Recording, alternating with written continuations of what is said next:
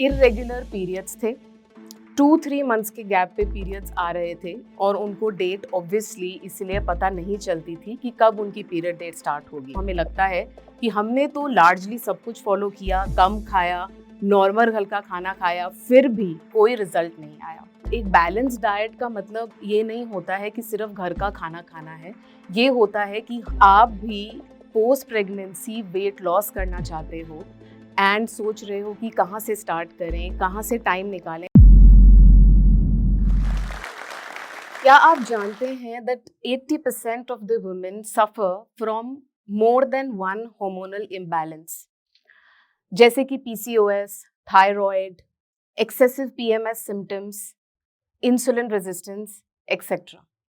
और ज़्यादातर फीमेल्स ये नहीं जानते कि इसे मैनेज कैसे करना है या मैनेज करने की बिगिनिंग कहाँ से करनी है। और ज़्यादातर फीमेल्स क्या करते हैं, वो सिम्टम्स को सुपरफिशियली सप्रेस करते हैं। जैसे कि अगर वेट गेन है तो क्रैश डाइट्स फॉलो करके, कम खाना खा के उसे कम करने की कोशिश करते हैं, जो इनिशियली हो भी जाता है। But then what happens is कि वो सारा वेट वापस आ जाता है जब आप नॉर्मल खाना खाना शुरू करते हैं। सो ज़्यादातर फीमेल्स सिम्टम्स को सुपरफिशियली सप्रेस करने की कोशिश करते हैं और रूट कॉज पे ध्यान नहीं देते। जैसे कि अगर स्किन और हेयर कंसर्न है तो जो भी प्रोडक्ट मार्केट में आया उसको यूज़ कर लेते हैं, तो वो सुपरफिशियली कुछ टाइम के लिए आपको बेनिफिट्स या आराम दिखाता है, but only from the outer side. But again क्योंकि रूट कॉज पे ध्यान नहीं दिया गया है, वो अगेन बार बार सरफेस अप होता रहता है। हाय, आई एम अंशुल जय Bharat, I am a clinical nutritionist और आज मैं बात करने वाली हूँ वुमेन एंड हार्मोनल हेल्थ के बारे में, इम्बैलेंसेस के बारे में और कैसे उनको आप बैलेंस और रेगुलेट कर सकते हैं कुछ सिंपल टिप्स से, और जो कि सस्टेनेबल भी होने वाले हैं।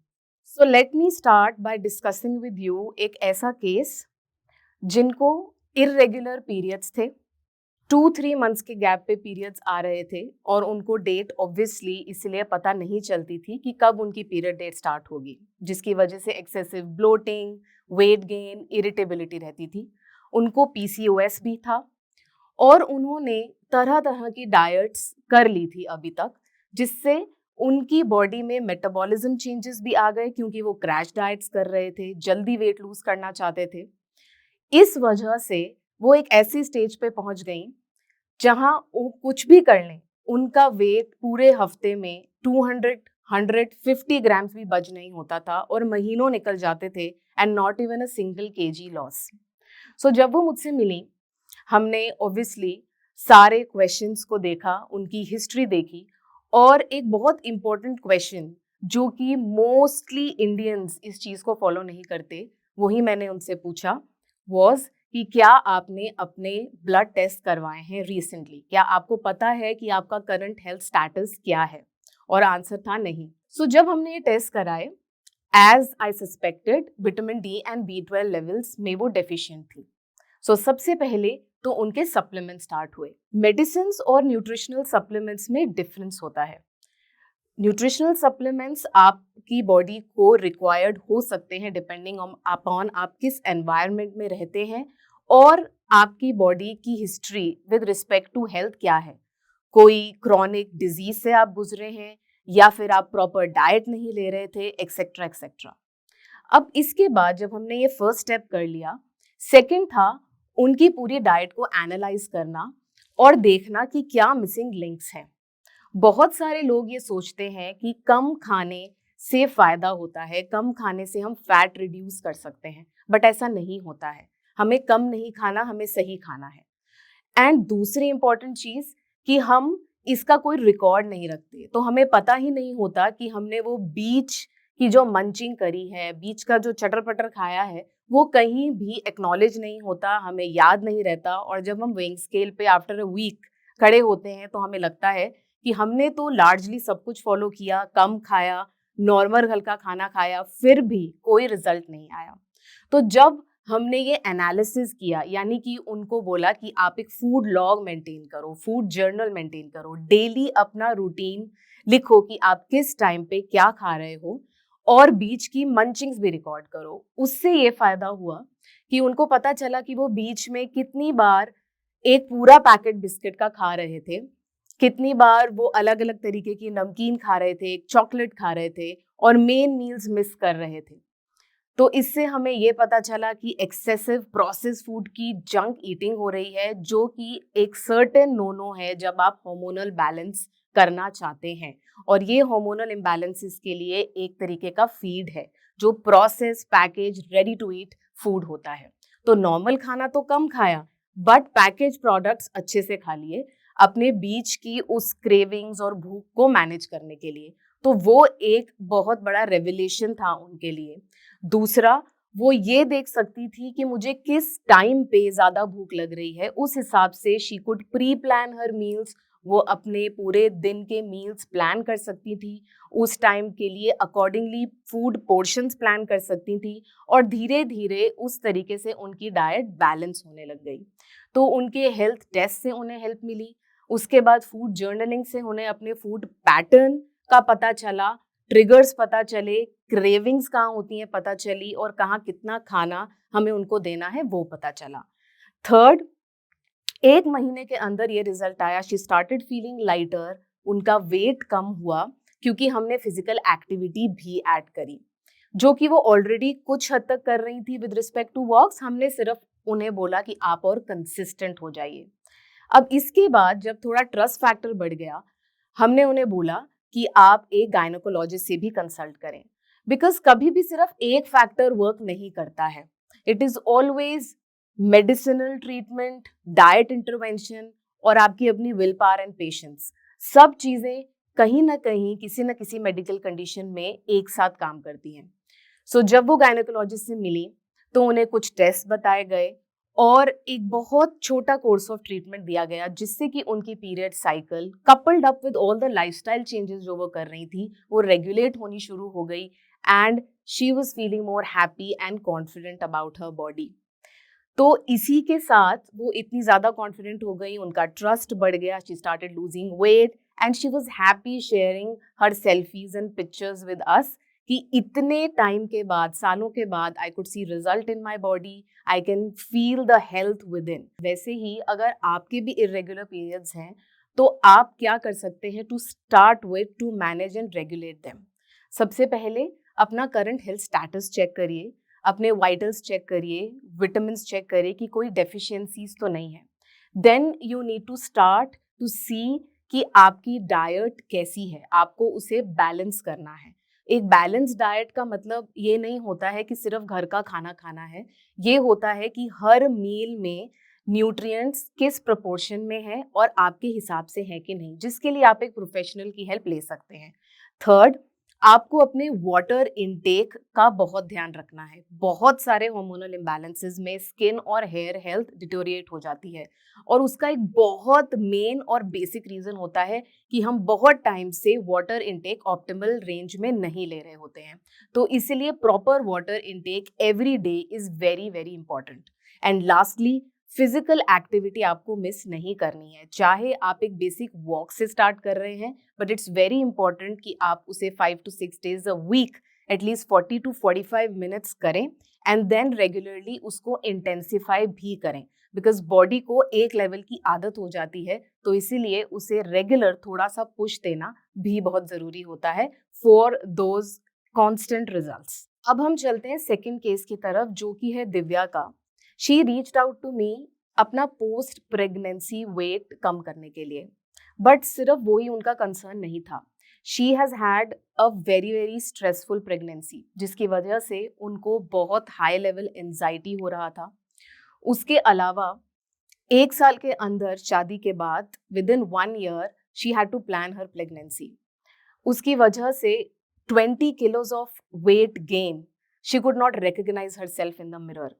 जो पिक्चर उनकी बेड साइड पे उनकी एंगेजमेंट की रखी हुई थी, उससे जो वो एट प्रेजेंट पर्सन थी, that was completely two different individuals all together. So उनके केस में कुछ मिसिंग लिंक्स थे जिन पे हमें काम करना जरूरी था। सो उनके साथ we had to start with different things, क्योंकि यहाँ पे वो सप्लीमेंट्स भी ले रही थी, क्योंकि पोस्ट प्रेगनेंसी फेज था, लैक्टेटिंग मदर थी, मदरहुड था उनके लिए, न्यू न्यू फेज था। सो वो सप्लीमेंट्स तो ले रही थी, उनके बॉडी टेस्ट, बॉडी प्रोफाइल सब इन प्लेस थे। तो क्या मिसिंग लिंक था?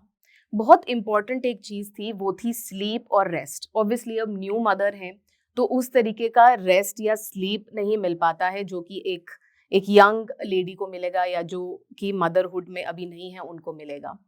बट देन क्या किया हमने ऐसा that she lost a whooping 15 kilos in 1 year. Yes, पूरा 1 साल लगा, बट उनकी एंजाइटी इश्यूज चले गए, उनकी डिप्रेशन मेडिसिन बंद हो गई, and she was loving motherhood like any other mother as a beautiful phase. So सबसे पहले हमने उनकी डाइट में न्यूट्रिशन डेंस फूड डाले, क्योंकि अभी जो उन्हें मिल रहा था, जो मैनेज हो पा रहा था, वो खा रही थी। अगर उपमा हो गई तो सुबह उपमा खा ली, बट दूध मिस कर दिया। बिस्किट और चाय का नाश्ता अगर सही लगा तो वो खा लिया। दिन में फ्रूट्स खाए, नहीं खाए। न्यूट्रिशनल डेंस फूड का मतलब होता है कि अच्छे तरीके से उस फूड से आपको न्यूट्रिएंट्स अवेलेबल हो रहे हैं या नहीं। और सबसे ज़्यादा हम वुमेन क्या मिस करती हैं? Protein in each meal. तो अगर आपने उपमा ले ली चाय के साथ, इसमें आपको प्रोटीन मिस हो गया। अगर आप मिल्क ऐड करते चाय की जगह तो आप प्रोटीन कुछ हद तक यहाँ ले सकते थे। वहीं अगर आपने रोटी सब्जी ले ली और दाल या दही मिस कर दी लंच में तो आपका प्रोटीन मिस हो गया। ऐसे ही कितने दिन निकल जाते हैं, and then with time what happens is कि आपकी मसल स्ट्रेंथ वीक हो जाती है। जब आपकी मसल स्ट्रेंथ वीक हो जाती है, आपको लो इन एनर्जी, फटीग लगता है, जो कि अगर हार्मोनल इम्बैलेंस आपको है तो ये चीज इसमें ऐड ऑन करती है और आपके सिम्टम्स और एग्रवेट होते हैं। तो दिव्या के केस में हमने न्यूट्रिशनली डेंस फूड डाले, हर मील में अच्छे कार्ब्स, गुड क्वालिटी प्रोटीन, अच्छे फैट्स इंक्लूड करें ताकि उन्हें एनर्जेटिक लगे, उनको लैक्टेशन में हेल्प मिले और इससे उनके मूड स्विंग्स भी बेटर हुए। Regular communication with family members, उनका दिन कैसे जा रहा है वो शेयर करना, ज़्यादा बात करना, उससे उनके एंजाइटी सिम्टम्स भी रिड्यूस हुए। फिजिकल एक्टिविटी जितना वो कर सकती थी, चाहे वो होम बेस्ड वर्कआउट हो, चाहे वो बच्चे के साथ खेलना हो, बट कुछ टाइम डेली निकालना, चाहे आप 15 मिनट से स्टार्ट करें, that is what you need, और उसको स्लोली बिल्डअप कर सकते हैं। तो इस केस में ज़्यादा इंपॉर्टेंट था rest that had to be given to the body, because हम सोचते हैं कि सिर्फ पूरे दिन में हमने क्या किया है वो ही मैटर करता है अगर हमें किसी भी अपनी मेडिकल कंडीशन को रूट लेवल से ठीक करना है। बट स्लीप पैटर्न भी उतना ही जरूरी है, बिकॉज आपकी बॉडी रेस्ट और रिकवर उसी टाइम पे करती है। तो सही टाइम पे सोना, सही ड्यूरेशन की नींद लेना, सही ड्यूरेशन का रेस्ट लेना और सही स्टेट में लेना, यानी कि पूरे दिन में आप क्या खाते हैं वो रात को सही तरीके से यूज होता है आपकी रेस्ट और रिकवरी के लिए। तो इसीलिए क्या आप पूरे दिन में खा रहे हो, किस टाइम पे आप सो रहे हो, कितना रेस्ट आप कर रहे हो, that makes a huge impact अगर आपको कोई भी medical condition, specially hormonal imbalance को मैनेज करना है। सो अगर आप भी पोस्ट प्रेगनेंसी वेट लॉस करना चाहते हो एंड सोच रहे हो कि कहाँ से स्टार्ट करें, कहाँ से टाइम निकालें, because you also have to take care of a small baby, then rest का आपको सबसे ज़्यादा ध्यान रखना है। प्रॉपर खाना खाना है, लॉन्ग गैप्स नहीं देने हैं, हर मील में किसी ना किसी तरीके का प्रोटीन इंक्लूड करें, नट्स, फ्रेश फ्रूट्स ज़रूर इंक्लूड करें, अपने सप्लीमेंट्स टाइम पे लें, एंड वाटर इनटेक का भी उतना ही ध्यान रखें। वुमेन की लाइफ फेज में ऐसे बहुत सारे फेजेस आते हैं जहाँ पे हार्मोनल फ्लक्चुएशंस होते हैं, एंड यही वो टाइम है जहाँ पे हम प्रोन भी होते हैं, हमारी बॉडी वल्नरेबल भी होती है हार्मोनल इम्बैलेंसेस की तरफ। जैसे कि जब पीरियड स्टार्ट होते हैं, मेनार्की, जब आपकी सेक्स लाइफ स्टार्ट होती है, जब आप प्रेग्नेंट होते हैं या लैक्टेट कर रहे हैं, एंड जब मेनोपॉज होता है। ये सारे फेजेस में हार्मोनल फ्लक्चुएशंस होते हैं, एंड अगर इस टाइम पे आपको कोई स्ट्रेस हुआ है, कोई प्रोलॉन्ग इलनेस है, आपका लाइफस्टाइल कैसा है, सो इन सब फैक्टर्स को देखते हुए आपको हार्मोनल इम्बैलेंसेस हो सकते हैं। अगर आपका लाइफस्टाइल ठीक नहीं है, अगर कोई प्रोलॉन्ग इलनेस हुई है, बहुत सारी आपने मेडिसिन खाई हैं, या फिर कोई ट्रेजेडी हुई है, बहुत ज़्यादा स्ट्रेस आपकी बॉडी ने लिया है। सो इसीलिए इट्स वेरी इंपॉर्टेंट कि चाहे आप एक हाउस होल्ड का ध्यान रख रहे हैं, आप एक मदर हैं, वाइफ हैं, या फिर आप ऑफिस में काम कर रहे हो, टीम का ध्यान रख रहे हो, it's very important that you also take care of your self because you are equally important.